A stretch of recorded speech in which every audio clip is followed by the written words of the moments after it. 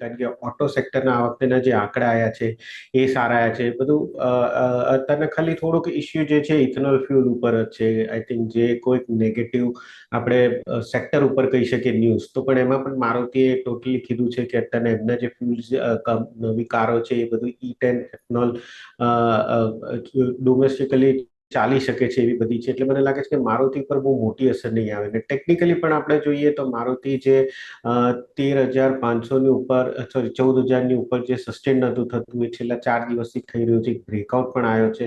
એટલે મને લાગે છે કે મારુતિમાં હજી પણ આપણને તેજી જોવા મળશે. આજના દિવસમાં થોડુંક ગેપડાઉન ઓપનિંગ ડેફિનેટલી થઈ શકે છે, મે બી 14,300ની આસપાસ ઓપન થઈ શકે છે. બટ એ પણ એક બાઇંગ ઓપોર્ચ્યુનિટી છે. 14,000ના સ્ટોપ લોસથી બાય જ કરી શકાય છે. 14,800નો ટાર્ગેટ રાખી શકાય છે.